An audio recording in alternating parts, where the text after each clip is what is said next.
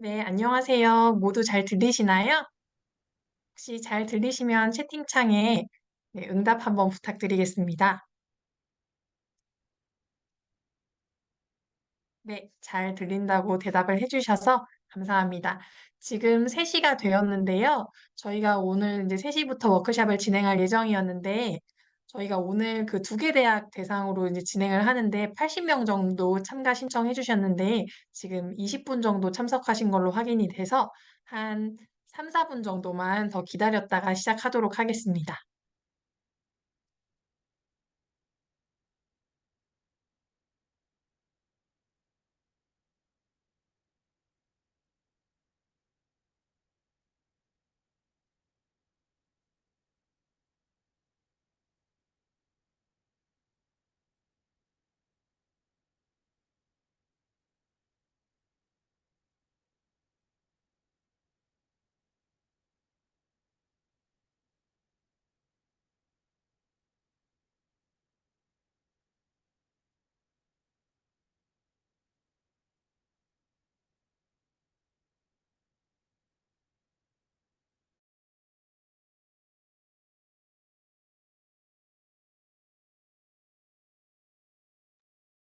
아, 네. 수료증에 대해서 문의를 해주셨는데, 저희가 특별히 수료증은 저희 측에서 제공되는 건 없고요.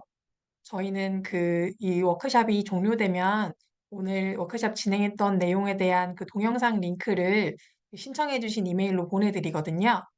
수료증은 저희 쪽에서 발급되는 건 아니라서 학교 쪽으로 문의 부탁드립니다. 학교에서 아마 수료증을 드린다고 하셨으면 드릴 것 같은데요. 그 수료증에 대해서는 저희 그 공급사에서 언급드린 부분은 없어서 학교랑 한번 확인 부탁드릴게요.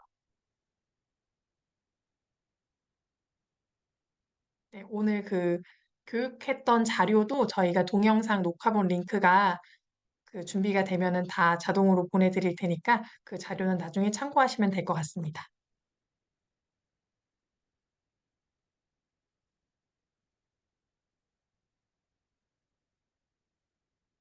네, 그러면 한 25분 정도 참가하신 것 같아서 시작하도록 하겠습니다. 네, 저는 드그루이터 출판사의 한국 대행사 JRM의 김혜영 차장입니다. 바쁘신 와중에 드그루이터 저널 워크샵에 참석해주신 여러분께 감사의 말씀드립니다.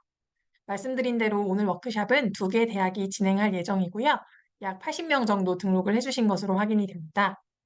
오늘 워크샵은 홍보 포스터에서 확인하신 대로 해외 출판사의 논문 투고하는 방법과 AI 세상에서의 연구 윤리에 대한 내용을 다룰 예정입니다. 몇 가지 안내 사항을 말씀드리고 워크샵을 시작하도록 하겠습니다.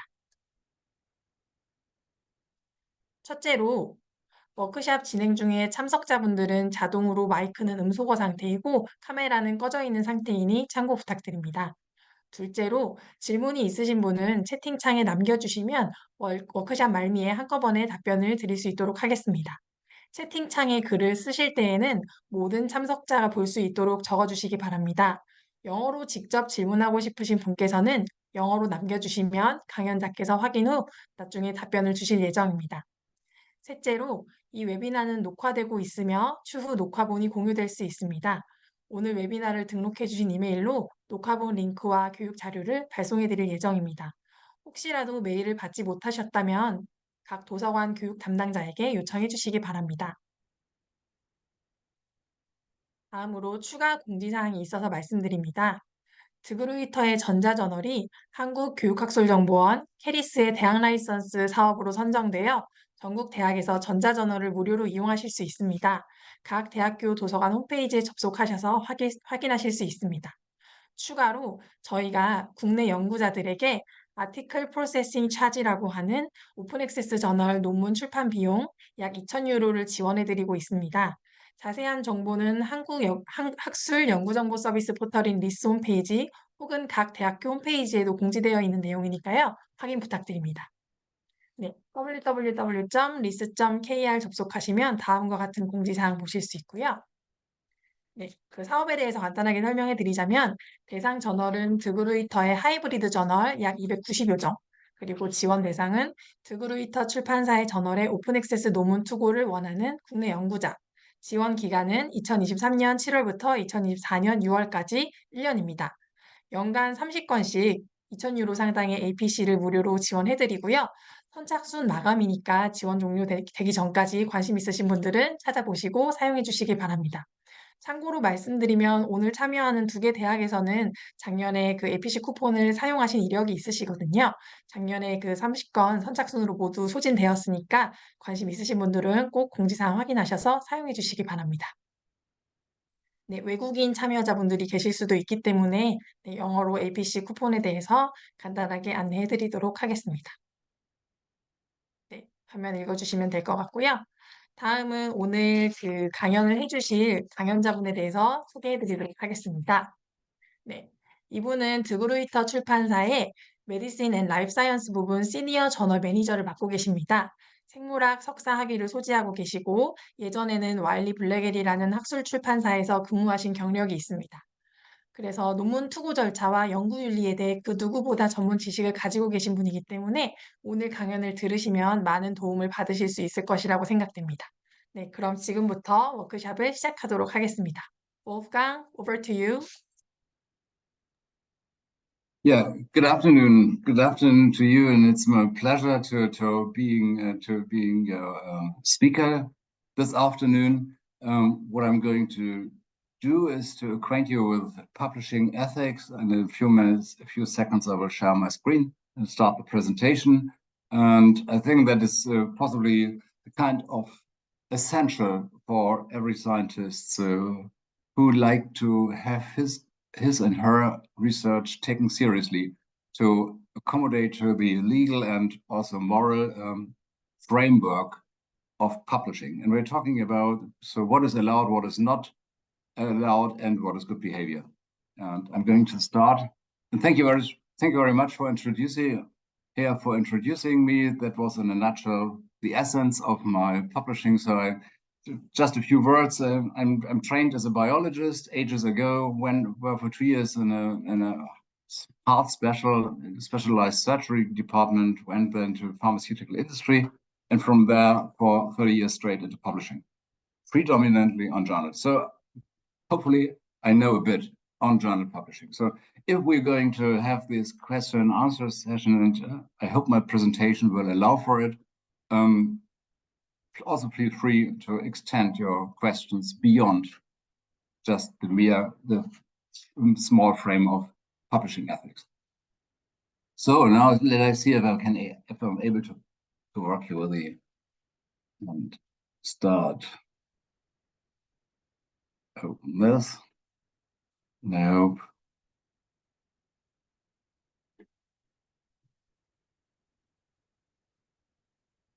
So, can you see, please, feedback? Can you see my presentation? Yes, we can see. Okay, very good. So, first hurdle taken. What I'm going to do today is go to a number of published publication items, and so it's about a little bit introduction, then introduction into COPE, what means authorship and contribution, what is plagiarism and redundant publication, conflict of interest, peer review, what are paper mills and how to avoid them, other types of misconduct, corrections, retractions, and removal, complaints, appeals, and so on. In the end, tips, a short list of tips for you as authors, and then we can go over to the Q&A session. Next slide.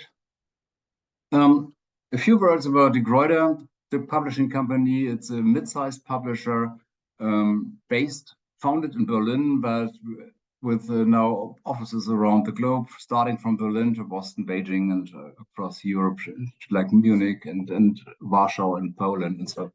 It's family-owned still after all those years, and we as a publishing company, we do not create own content. That is very important. Like all publishers, we promote, disseminate, and advance knowledge of that what you, the scientists, produce. So we're helping you making content in the best way digestible for the others. So to maximize the impact of your valuable scientific findings. De Gruyter worked on a lot of different subject fields, starting from medicine, engineering, social sciences, into the humanities, and humanities are still taking the largest part. Also, books are, from the economic point, the largest point what Gruyter publishes. So what we do, we have more than 450 subscription-based journals, 100 fully open access journals, and we do not only produce our own, publish our own content, but also work on behalf of others, being it scientific societies, university presses, or also other publishers.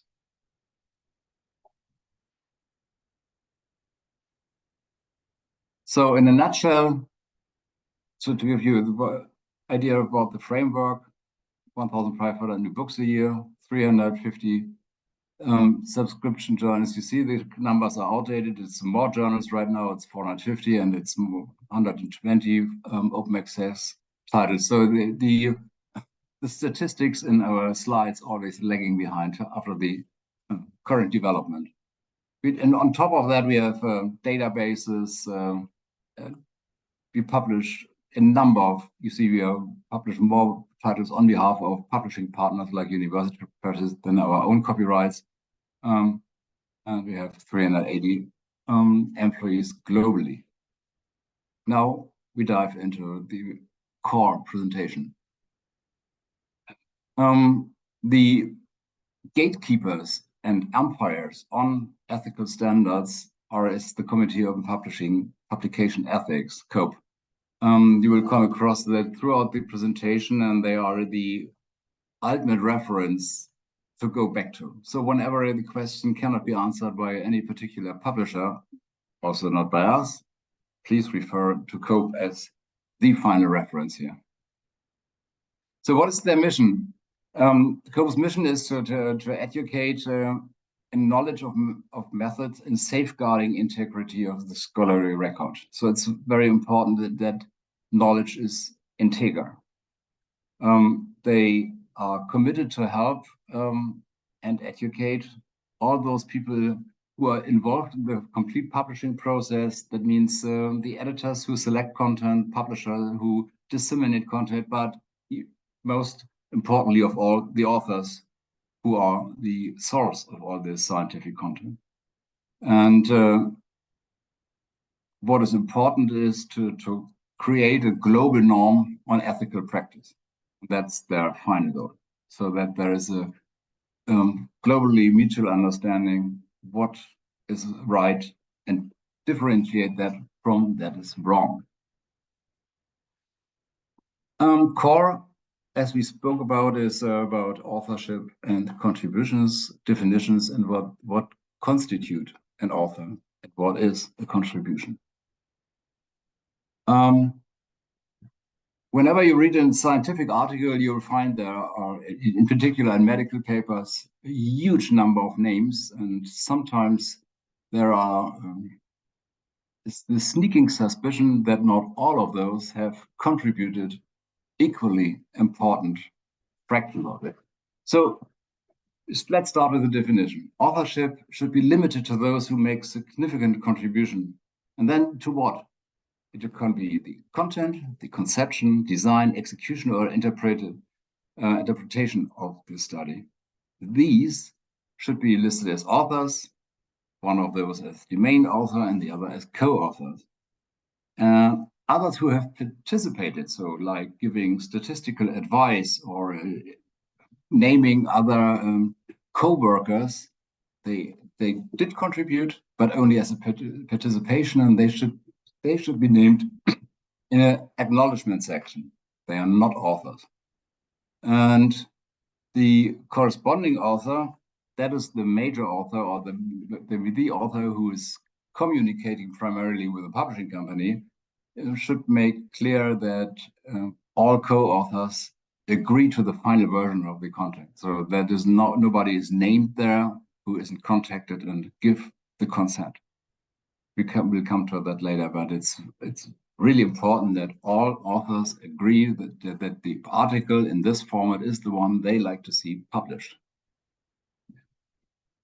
There are ways of inappropriate attribution of authorship. And that is, as I mentioned, if the authorship is questionable, if there are changes, intentional changes, that people are included or excluded who did not actually, like we said before in the definition, contribute substantially. So sometimes authors are removed for given reasons. Some of these authors are then omitted. So that's our ghost authors.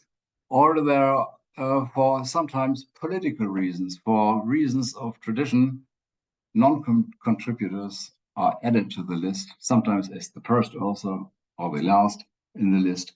That is gift authorship. These should not happen.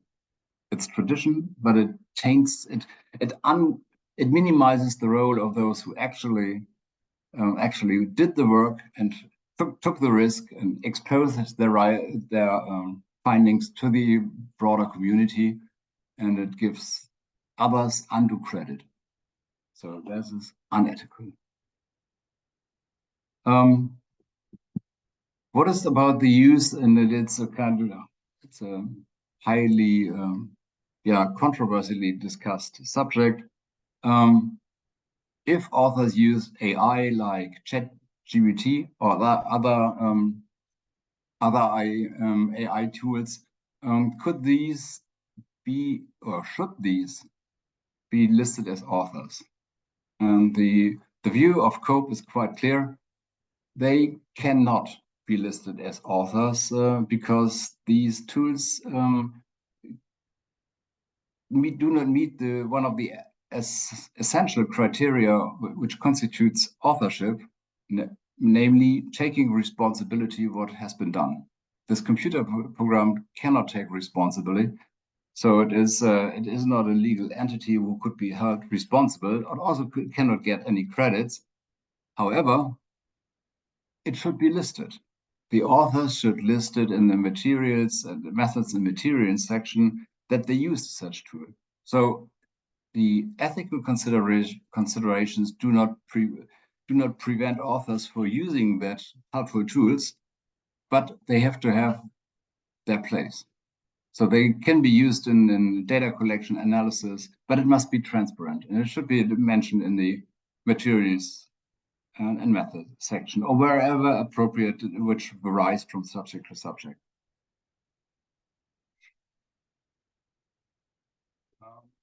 Next slide. So what's about plagiarism? Plagiarism is a way of behavior that somebody uses words, data, figures, images, whatever you can think, which has not been created by yourself, or which is created by others, but is not fully credited, attributed to them, or they don't fully acknowledge that you are going to use such material, not produced by yourself or not generated by your own research, need to be cited, and it needs to be properly cited. The citation rules are different, but I think what is very important here to see, as COPE defines, when somebody presents the work of others as his or her own with proper acknowledgement, that is plagiarism.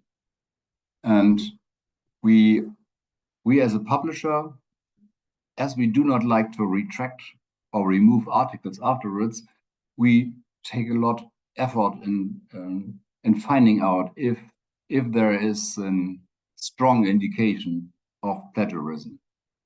There are computer tools. We use software solution like Authenticate or the Crossref similarity check, and compare this any new submission against the database, and then the system sends red flags and say, okay, dear author, it's not about using the same work. We all know scientific language is limited, so it's normal that some short parts of phrases reoccur, but it's about the statistical evidence that is much more than average. The same could happen if you say, "Oh no, I'm careful. I'm not using I'm not going to use the brain work of my peers, colleagues, or competitors. I'm just using my own. I said it so. I made a final statement in my last paper. Why don't I repeat it for the next publication?" And also here, self-plagiarism or text recycling is considered as unfair. So it depends on the amount. If it is small portions of copying and paraphrasing, nobody will give any concern. But if it's large things, also here you need to cite properly. If you cite your own papers, do it the correct way, and nobody will see a problem.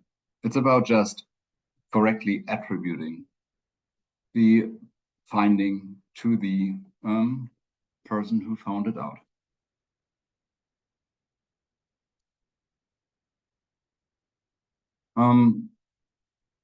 Very often for a scientific career, it is advanced if you publish a lot. So the more the merrier.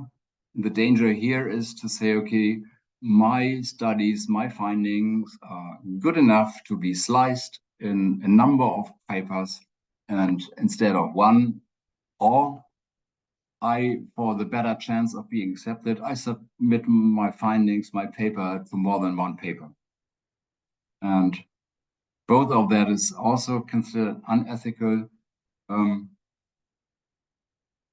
I think you should only publish content for one paper, wait for the result of the peer review process, and if unhappily your paper gets rejected, submit it to a new one, but don't do this kind of shot and submit it in parallel to a number of papers, and then you are in danger to need to explain if there are more than one acceptance why you are retracting your paper from publishing.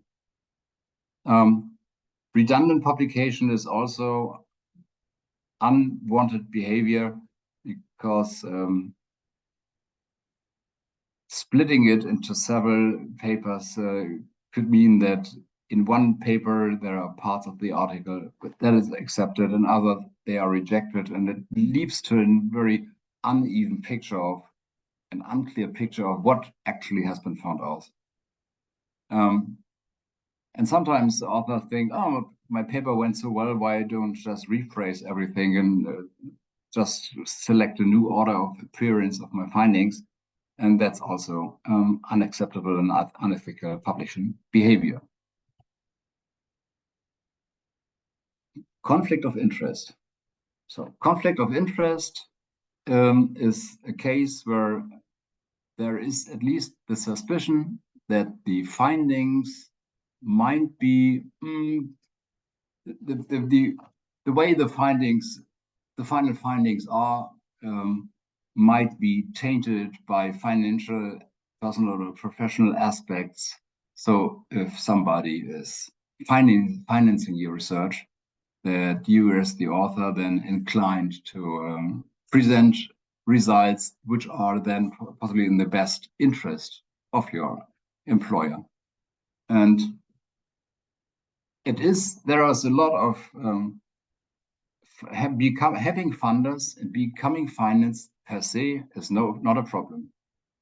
The problem is if it's not openly disclosed. So as soon as you say, my research was funded by a fund giving the number, or by a pharmaceutical company, or by a military engineering company, whatever, then it is open, and it is open to the reader to draw own conclusions, and it also gives credibility to the author, as people say, if the author openly discloses potential infringement, then the author is presumed not having done any wrongfully. So that's for both things. It's a good publishing practice, but also it gives credibility to the author for the honesty, and also you do not have to ask question otherwise. I think for some of the, you will know it, for some of the abstracting and indexing services, it's a knockout criterion for accepting a title if the conflict of interest section is not properly phrased. It could be only one sentence, no conflict of interest, but it need to be mentioned so that the reader or the reviewer can see, okay, the author have given thoughts to that, whatever the outcome is. Peer review process. I think you know all that as science is so complex, neither the publisher nor the editors can fully understand all aspects of that what you have done. So we need to have independent peers who read and evaluate the content.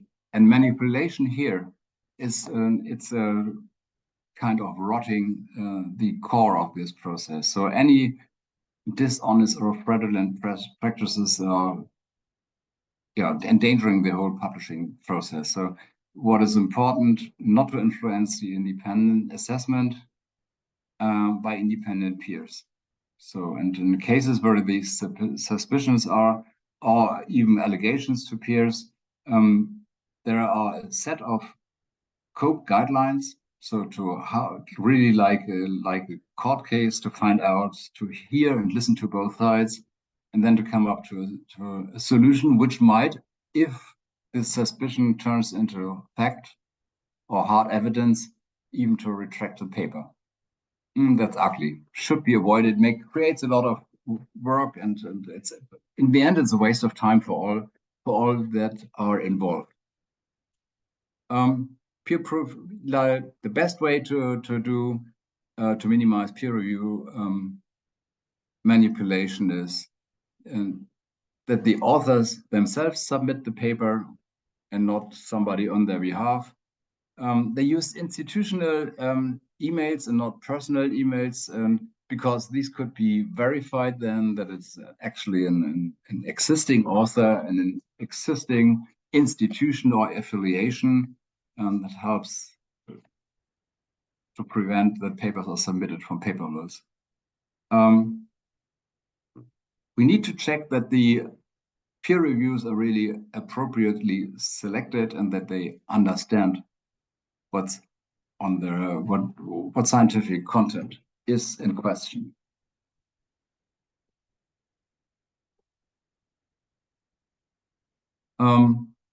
If there is a decision of the peer review that the author questions, then the authors have the chance to appeal the decision with the journal editor. And I think it should be done in a polite but clear way to express clearly the reason why you dissent with the decision, and you provide then specific evidence against some comments provided by the editor or the reviewers, or you highlight why you believe errors have been made. And any new information which supports your view should be forwarded to the editor for reconsiderations. And the editor then will consider one appealed per article, and the decision will be made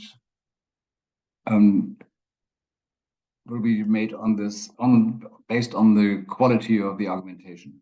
So if in the end the author, you are still discontent with this decision, please contact then the editor of the journal again, or contact us as the Gruyter.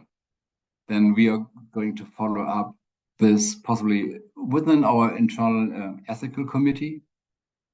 And also we would then reiterate the process which had been done before, or even look for help from people from COPE.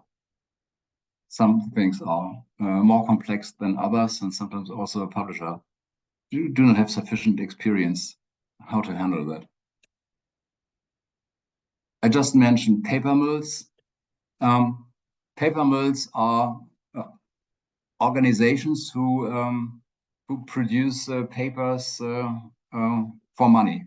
So specialists or not so much specialists prepare a paper and providing them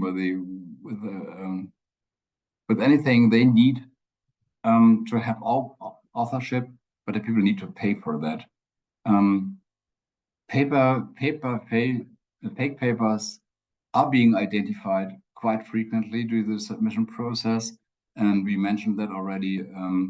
If there are inconsistent email addresses, not from the author, not from the author's affiliation, if there is no way to speak with the authors themselves, and if there is any indication found out by Authenticate, these papers will be identified and retracted.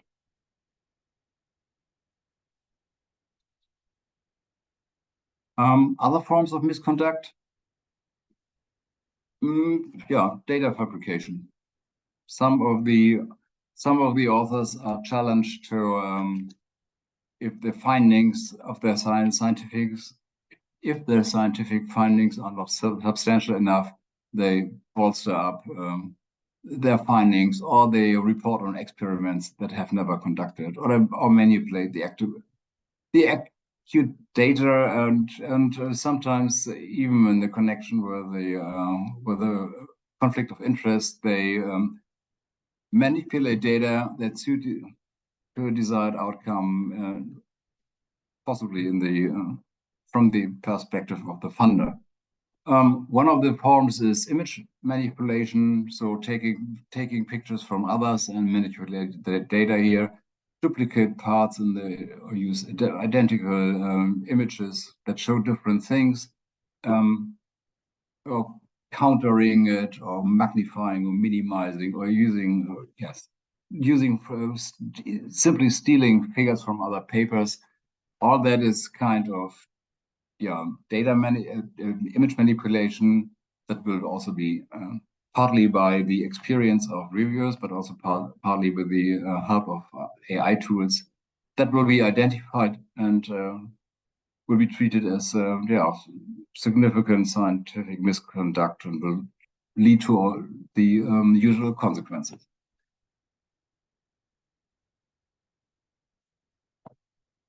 Citation manipulation could also too many self-citations, or too many citations from the journal you publish in, so hopefully asking for credits.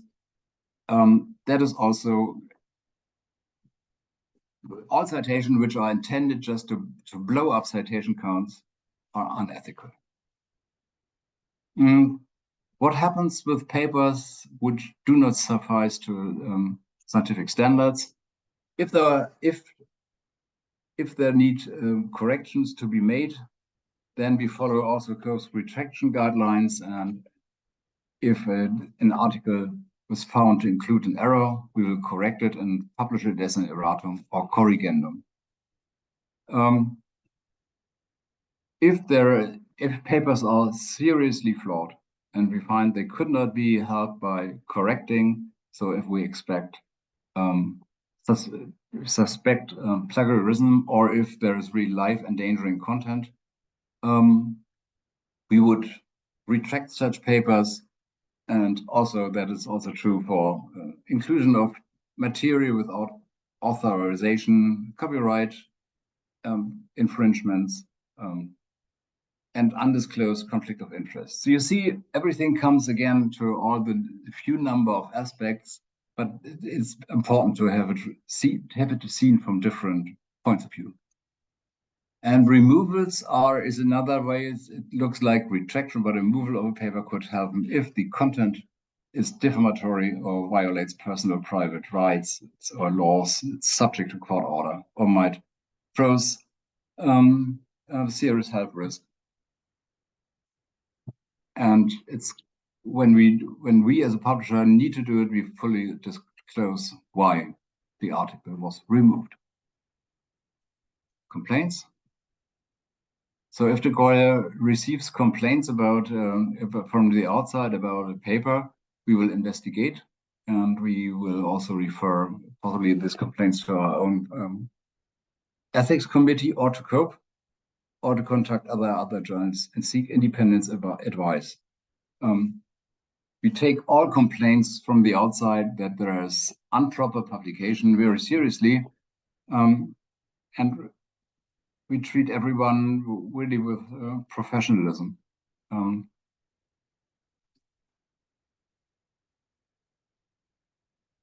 But what we would not, as we are so long in a business, we take our pride in doing our job properly. So what we would not accept is being harassed, and we would not tolerate if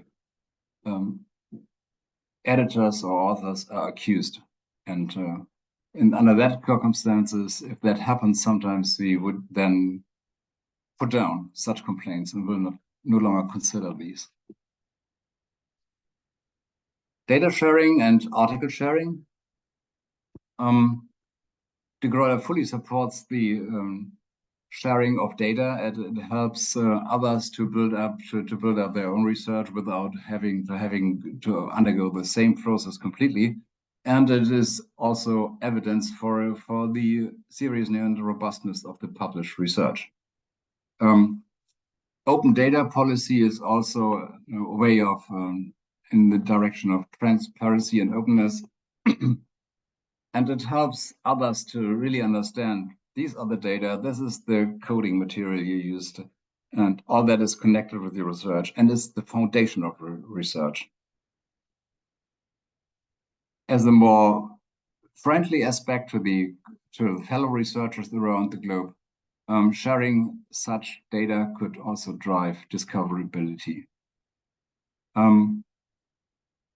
And I think what is we as a publisher encourage to share, but you need to ask for the permissions of your employer or the funding body. However, within this borderlines, we only could support this.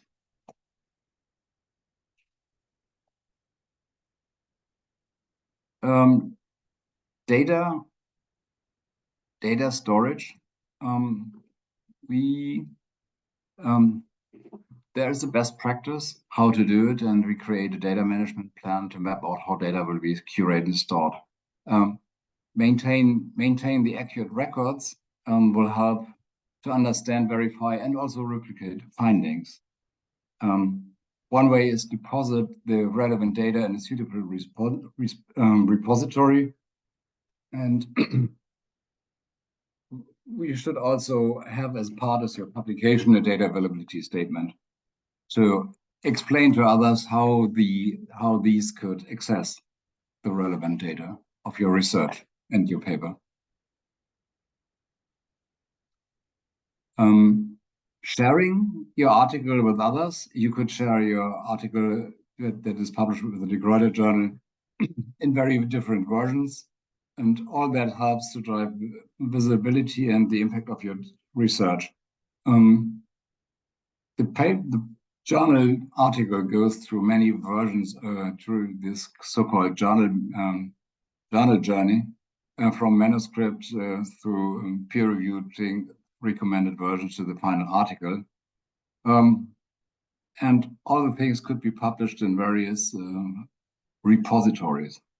Alternatively, and becoming more and more important, is you may publish the article and go to open access, and you choose the journal to make the article accessible there. Some of these are funded by sponsors. Sometimes article processing charges will be levied and the publishing fee will apply. And as I learned in your case, sometimes there are free APCs. For institutions where the publisher and the institution, like your universities, have an agreement.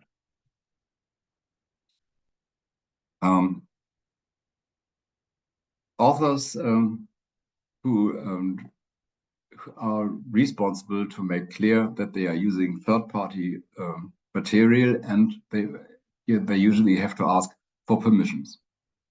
And that matters all content formats, from text to figures to data, all of that.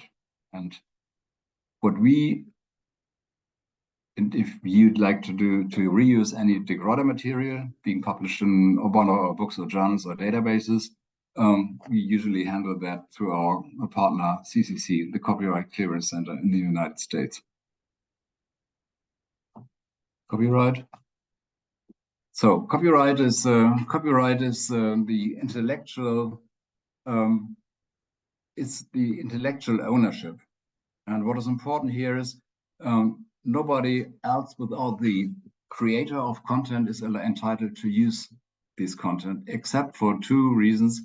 There is a copyright transfer agreement signed that allows others to use this content. For Canadian, I'm aware of Canadian, US, and UK government employees who they could only transfer that to a given extent because the institutions refrain partly the copyright, but the copyright could then co-share it. The other way is to say, I'd like to publish my paper in the open access publishing model. Here it is the authors and the publisher, we agree on a Creative Commons license where the copyright is fully retained by the authors, but the publishers or the readers are given several levels of use without need of asking. However, in any case, a license to publish whatever the specifics are need to be agreed upon between the publisher and the author. So now in a nutshell, second to last image, do's and don'ts. Yeah, to deduce, format your article to the journal style and follow the instructions for authors. Submit your manuscript to only one journal at one time. Check the proper attributions, citations, and permissions. Follow the ethics policies and guidelines. And make sure you include any funding sources or relationship that are relevant. And in cases of doubt or questions, ask the publisher. And the other thing is more or less the mirrors, the other side of the coin. Don't dismiss instructions to authors and the relevant author statement. Don't overlook the conflict, or if there are conflicts of interest. Don't ignore if you need permissions. Do not forget to clear any copyright questions. Make sure that you send the final and the correct version. And as said before, don't submit your work to more than one journal at a time. So I'm through. Well, how long I take? Oh, 45 minutes, a bit too long. No, 40 minutes. So, any questions? The floor is all yours. 네, 지금까지 그 논문 출판 투고 과정과 그 연구 윤리에 대해서 강연을 해주셨는데요. 질문이 있으신 분들은 채팅창에 글을 작성해 주시기 바랍니다. 영어로 쓰시는 게 편하신 분들은 영어로 작성해 주셔도 괜찮습니다.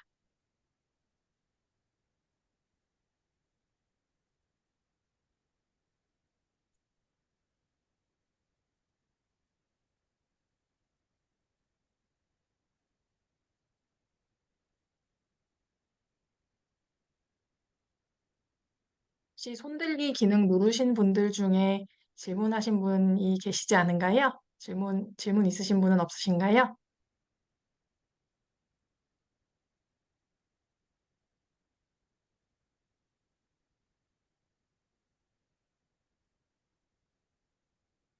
Please feel free.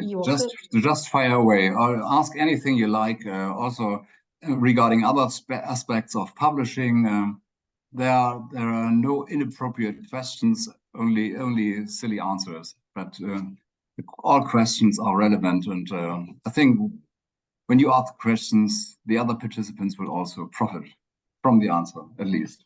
Or you can do it whatever I answer, you do it opposite and do it right. So just feel free. 네. 질문이 하나 있는데요. AI 사용 관련해서 질문드리자면 AI 툴을 사용했다고 밝히기만 하면 AI를 영문 교정에 사용해도 된다는 거지요. 그 논문 투고하는 과정에서 뭐 영문법 같은 거 교정하시는 거를 말씀하시는 걸까요? AI 사용 관련해서 문의하신 분? 네네. 네, 한번 제가 여쭤보도록 하겠습니다. Wolfgang, there is a question about AI tools. So in Korean, so we are on non-native English speakers, so we Yes. might need some like English correction for like grammar, something like that. So for that reason, can we use AI tools?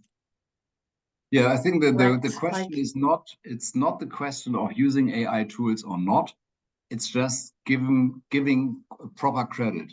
So also I am not a native speaker. When I do English text, I use this German AI tool Dict to have translations. And I used that also when I read the instructions you gave to your Korean fellows. I used this and translated it automatically. I think that is proper standard to use it, but it should be mentioned in the material section. So that to say language polishing or so, or are done with the help of, then you are out of the dark. It is it's not a shame.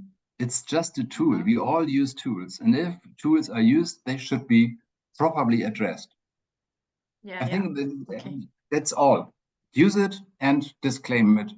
The only thing it could not be used as an author. An author is it's a real existing person who are legally responsible, and like ChatGPT is not legally responsible. It's just a tool. 네, 방금 문의해 주신 대로 그 영문 교정 같은 거, 그 저희가 논문 투고할 때 그 영어권이 아닌 국가에서 이제 논문 투고를 할 때 그 언어를 수정하는 걸 랭귀지 폴리싱이라고 하는데 그 과정에서 이제 영문 교정 AI 툴을 사용하는 거는 괜찮다고 합니다. 다른 나라에서도 다 사용하고 있고요. 다만 그런 툴을 영문 교정을 위해서 사용했다고 논문에 꼭 밝혀주셔야 한다고 답변해 주셨습니다. 네, 그럼 다음 질문 보도록 하겠습니다. 다들 그 문의를 하실 때 다른 그 참석자들도 볼 수 있도록 수신자를 모두로 해서 작성해 주시면 좋을 것 같습니다. 두 번째 질문 보도록 하겠습니다. 하나의 저널에 리젝트 되고 새로운 저널에 투고할 때는 어느 정도 시간차를 둬야 하나요? 네, 질문해 보도록 하겠습니다. So Wolfgang, there is a question about journal rejection. So after I got rejection for the one article, so how many time gap do we have to the next review? I think there's no standard in that. So if I understand the question correctly, is the given article is rejected by one journal, and the author think, no, my content is good enough. I like to resubmit it to another journal. Yes, that's I think there's no time period set. You could do it immediately as soon as there's the final rejection. Please be free to submit it immediately to another one. I think time is critical here, and the research results do not become better if you wait longer.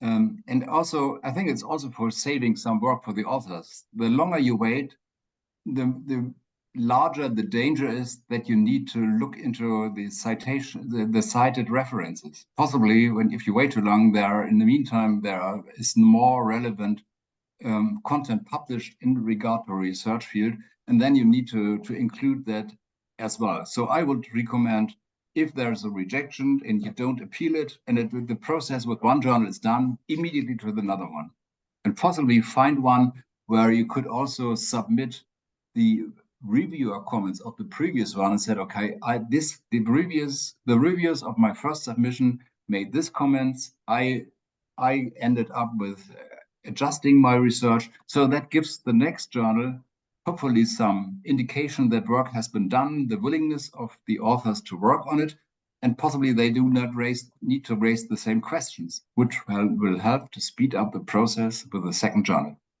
So in a nutshell, immediately. Okay. 네, 이제 첫 번째 저널에서 이제 리젝션을 받으셨으면 아마 거기서 에디터나 이제 리뷰어가 코멘트를 주셨을 텐데요. 그 코멘트에 대해서 만약에 수정할 부분이 있으시면 수정하고 바로 다른 저널에 투고하셔도 괜찮다고 합니다. 시간차에 대한 스탠다드는 없다고 합니다. 네, 또 다른 질문이 하나 들어와서 보도록 하겠습니다.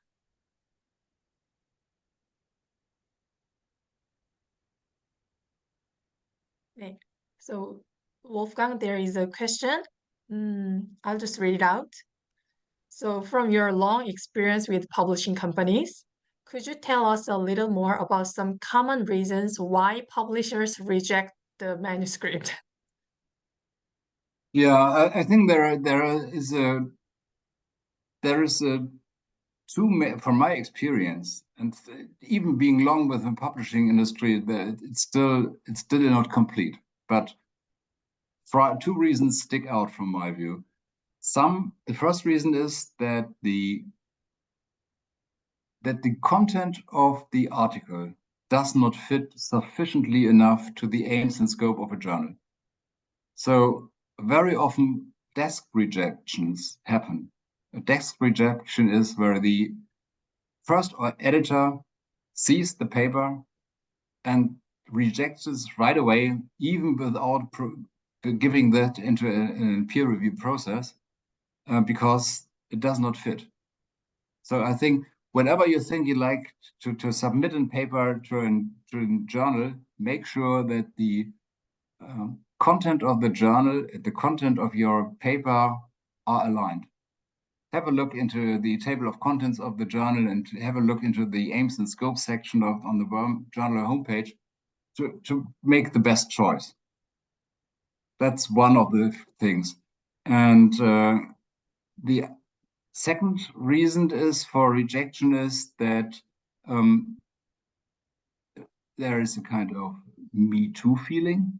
So in some areas, there are so many papers that the editors say, oh, we have published that already in our journal 10 times. And if you look at the recent 5 major competitors that has been published there, so the research article offered to a journal does not provide sufficient new knowledge.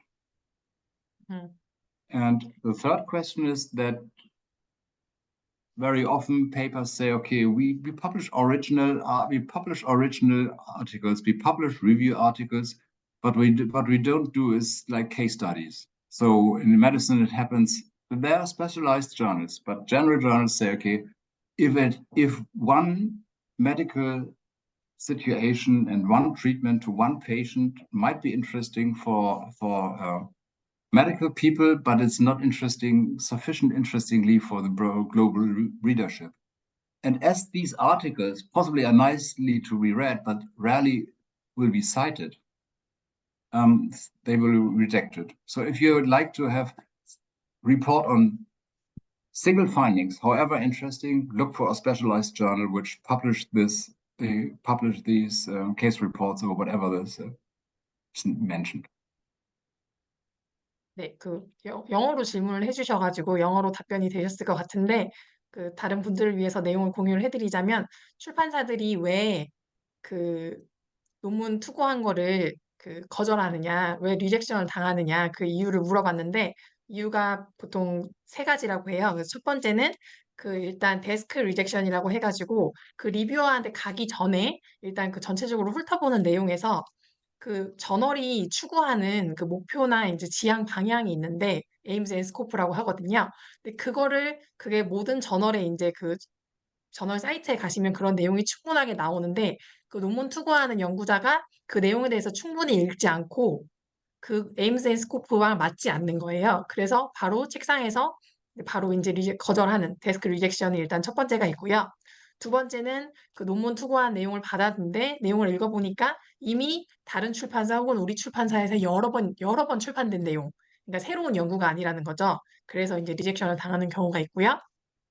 마지막으로 세 번째는 뭐 흔한 경우는 아니긴 한데 이제 의학 쪽 같은 경우는 케이스 스터디 같은 경우는 보통 저널로 이제 논문 투고를 잘 안 해준다고 해요. 왜냐면 케이스 스터디는 이제 막 광범위하게 이제 그 적용되는 사례가 아니라 뭐 특정 사례에 대해서 연구한 내용이 나오기 때문에 그런 경우에는 리젝션하는 경우가 있다고 합니다.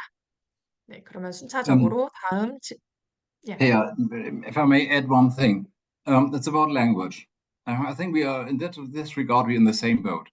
You are not native English speakers, and I think we are talking about as non-native speakers publishing content in an English-speaking journal. So language is an issue here. And one of the recommendations from reviewers, so let's say 20 or 30 years ago, the editors took some pride to really bring the language standard, even if not fully sufficient papers, to a higher level. So reviewers invested a lot of time to help rephrasing content. And I think time is pressing, and also for this very often unpaid reviewers. So they also could reject it for inadequate scientific language. So my recommendation is, if you have scientific friends, being in your own institution or in sister universities, please ask a native speaker to read through your paper, because it's a pity if a paper is rejected because it makes the reviewer stop reading, but the quality is high. So I think go this extra loop, find somebody who has been in UK or US or South Africa, could be Australia, wherever, where native speakers are, have a native speaker, check it, follow the recommendations, and I think that is at least one hurdle which is out of the way. Yeah, okay, I'll edit.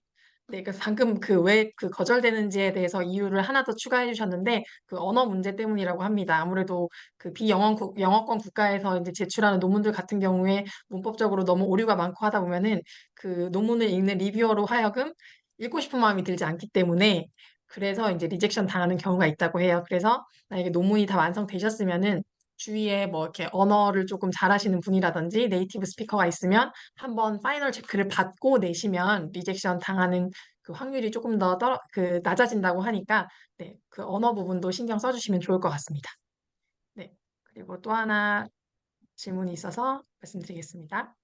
What if a journal takes 4.5 months to reject your paper, but do not give any reviewers feedback or comments? Even after asking the editor, I don't get any response. Is this something I can complain about? Yeah, it's difficult. It happens, yes, and it's in some cases you can see it by either way. In some cases, it's just a badly managed journal, and you should avoid submitting to a journal because they obviously are not on top of the whole publishing process. There are rare cases. There are cases of cultural traditions, like in humanities journals. There it is quite often that in humanities, it's difficult to find reviewers. That is what delays the process most. If like in humanities, it happens more often than in other subject areas, that the editors have difficulties to find appropriate reviewers, and then they ask, and then the reviewers don't repeat. Then they repeat, I need to decline. Then need to find new ones. And then I think in humanities or in legal papers, you can easily have review times of 4.5 months up to 9 months. In medical and life sciences and engineering things, it's a different story. That seemed to be a kind of sloppily managed process, because here everybody knows time is that what counts, and I think yes, that in that case it would help to complain. And if the editors does not answer adequately, don't hesitate to contact the publisher, because ultimately the publisher is interested in a smoothly running machinery of publishing. And sometimes it is what it is, but I think good behavior would be to announce to the author, we have whatever problem why we couldn't evaluate your paper quicker, but these are the reasons. Please forgive. I think communication is all about it. You have all the right to complain and go to the publisher and say, what is this? 4.5 months, no reaction. Mm-hmm. Okay. 네, 뭐 외국인 학생이 질문해 주신 내용이라서 영어로 답변이 됐을 것 같고 또 다른 분들에게 공유를 해드리자면 저널 리젝션을 당하는 데까지 그 4개월 반이 걸렸대요. 4개월 반이 걸렸는데 리뷰어의 피드백도 없었고 코멘트도 없었고 이럴 경우에 그러니까 에디터한테 연락을 했는데도 이제 응답이 없을 경우 어떻게 해야 되냐 이렇게 질문을 하셨는데 일단은 그 두세 가지 정도 경우가 있을 수 있다고 말씀해 주셨는데 첫 번째는 일단 어떤 분야의 그 논문을 제출하셨는지 일단 한번 생각해 봐야 된다고 하셨는데 사회과학 분야 같은 경우는 그 논문 그 연구하신 내용을 읽을 리뷰어 찾는 게 생각보다 쉽지 않다고 해요. 사회과학이 워낙 이제 융합되고 이제 그런 내용이다 보니까 그 적절한 리뷰어를 찾는데 시간이 오래 걸려서 응답이 늦어지는 경우도 있고요. 근데 뭐 STM 분야 쪽 같은 경우는 그런 경우는 거의 없다고 하셨고요. 그리고 두 번째로는 그 좀, 이렇게 출판사가 이제 학술적으로 조금 이렇게 명성이 없는 출판사이거나 이제 출판 관리가 잘 안 되는 경우, 그런 경우가 있다고 하는데 요즘 저희가 그 이쪽 학계에서도 그좀 그 유명하지 않거나 이렇게 학술적으로 인정받지 못한 그런 출판사들에서 간간이 이런 경우가 있다고 해요. 그래서 이제 그 부분을 조금 유의하셔야 된다고 대답해 주셨습니다. 어쨌든 지금 그러니까 4개월 반 동안이나 그렇게 응답을 못 받으셨을 경우에는 다시 에디터한테 그 불만 사항을 제기하실 권리가 있으시고 에디터가 답변을 안 준다고 하면은 그 바로 출판사로 다이렉트로 연락을 하셔서 어떻게든 도움을 받으시라고 답변해 주셨습니다. 네, 혹시 다른 분들도 질문해 주실 거 있으실까요? 굉장히 좋은 내용들의 질문이 많이 오가는 것 같습니다.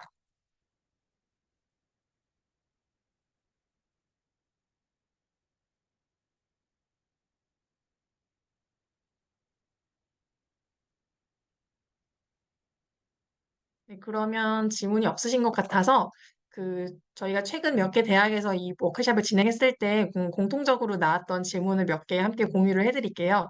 다른 분들이 질문하신 내용도 지금 질문이 나오진 않았지만은 같이 들으시면 좀 도움이 될 것 같아서 말씀을 드리겠습니다. 저희가 공통적으로 받는 질문 중 하나는 일반적으로 논문을 투고한 후에 이제 리뷰하고 심사받고 출판되기까지의 기간에 대해서 물어보시더라고요. 아무래도 연구자들께서 이제 본인의 논문이 빨리 출판이 되기를 바라시니까 그걸 물어보시는 것 같은데 이것도 이제 주제 분야나 저널에 따라서 예상할 수 없을 정도로 다르다고 답변해 주셨거든요. 왜냐하면은 어떤 저널은 뭐 빠르면 1, 2주 안에 승인되는 경우도 있고 또는 더 빨리 되는 경우도 있대요. 특히 이제 코로나 시기 같은 경우는 코비드에 대한 연구가 상당히 활발했기 때문에 그런 시기에는 그 리뷰가 빨리빨리 진행이 되고 출판이 빨리 돼서 전 세계적으로 이제 그런 지식들, 학계에서 연구된 내용들을 빨리빨리 공유하기 위해서 그렇게 빨리 됐었고요.